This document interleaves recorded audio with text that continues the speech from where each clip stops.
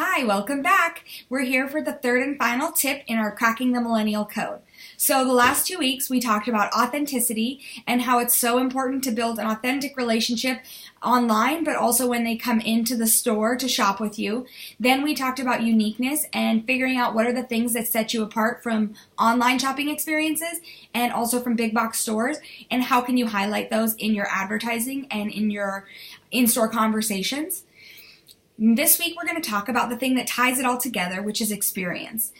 You want from start to finish an experience where millennials feel like they are getting a really good value and they're heard. So people should be feeling like they're heard, they're valued, and they're having fun when they're shopping in your store. And that's true for everyone across the board. But with millennials, a lot of times if we don't feel like we're getting all of those things, we're not going to shop in store then. We're going to shop online instead, because it's a more comfortable experience a lot of times for millennials, right? How many people don't call your store? They text, or they send you a message, or they email you when they could call you. It's just something that millennials are more accustomed to.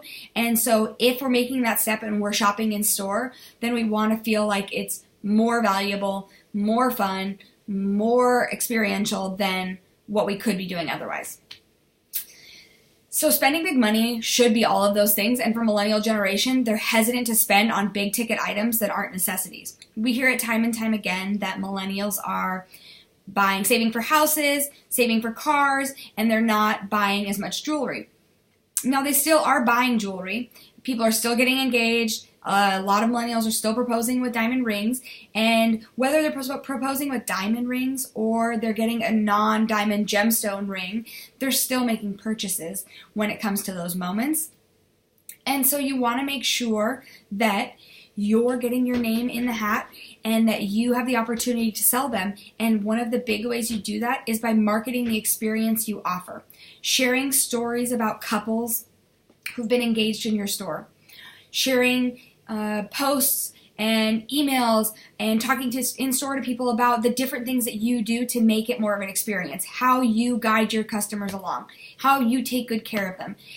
Like I talked about last week, one of those things that can be great is a custom design ring or any piece of jewelry, because they get to be a part of creating their own unique engagement ring, and that then makes it a story, right? So automatically I have this ring to propose with, but I also have a story to tell about it and how I decided to choose the different elements. And then I'm going to tell that story over and over. And so instead of it just being about the proposal, it's also about the ring. And that's great word of mouth referral for all the times I tell people about how we designed the ring and how I decided what to do and how great you were to work with. All of those things fit into that experience that makes it worth it to spend the time and the money in your store. Other things that make it a great experience are following up with a note saying thank you, right? How often do we spend big money in businesses and we hear nothing from them? Thousands of dollars and you don't even get a thank you note. It's in that way just like shopping online. And so if you're able to make some of those personal touches, maybe you have customer events, appreciation events a couple times a year, things like that, again, all make an impact in what I'm getting, a value I'm getting that I can't get elsewhere. When my husband proposed to me almost 8 years ago, we picked out the ring together, but I didn't know when he was going to propose. He wanted to pick up the ring, and the jewelry store that we bought it from, of course, a local independent jeweler to where we were living at the time, and they were going to be closed the next day, and he had to work that evening just till about the same time that they closed. And so the salesman, Jordan, drove and met him halfway between his work and their store so that he could get him the ring when my husband wanted to have it ideally.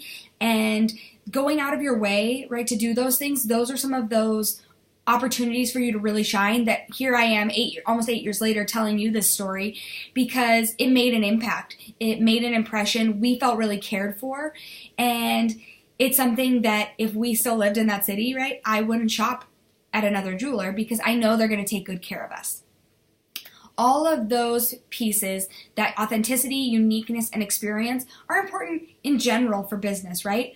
But millennials are a lot more critical of where they spend their money, and they want to make sure they're getting a good value. And so a lot of times they can find something online that is similar and it may not look as good when it actually comes, right? But from the picture online, maybe I could save a few dollars by doing it this way. So when you're able to add in value with that experience in the store and that uniqueness, that's how you can say, here's why you should shop with us instead of shopping online. And promoting all of those reasons in your online marketing and non-online marketing. So if you do TV, radio, print, all of those can be great ways to advertise it too. But especially in your social media marketing, because you're wanting to hit that millennial demographic, you want to talk about the things that make it unique and an experience with you and how that's a value added. Because it is a huge value. You've put so much work and effort into creating an experience in your store and having fun. Tailoring that and advertising it to millennials as an experience for them is a good way to help bring in more millennials into your store and help close more sales. So that's our final tip in our 3 video series. I hope that you enjoyed them. I'll be doing more video series and getting more in depth in some different educational videos later on this year, so please stay tuned for that. And if you are feeling like you really want to do more on social media this year, but you don't know what to do, or you feel like you really want to take it to the next level, give us a call, message us, email us, get in touch with us, because we have some really great programs. We now even offer an awesome VIP program we have. It's got a limited number of spots for 2018 that we're opening up. So give us a call and talk to us today and see what might work for you and what might help you, because really social media, again, right, it's not going anywhere. It continues to grow and it continues to get bigger. You want to make sure that you're really utilizing those platforms to your best advantage and making sure that you're reaching that right target demographic. So thank you guys so much for joining me. Again, if you want to call us, email us, message us, all of that info is in the email, so you can check back there for that. And I hope you guys have a wonderful week and a wonderful new year. Please reach out if you have any questions. Thanks so much.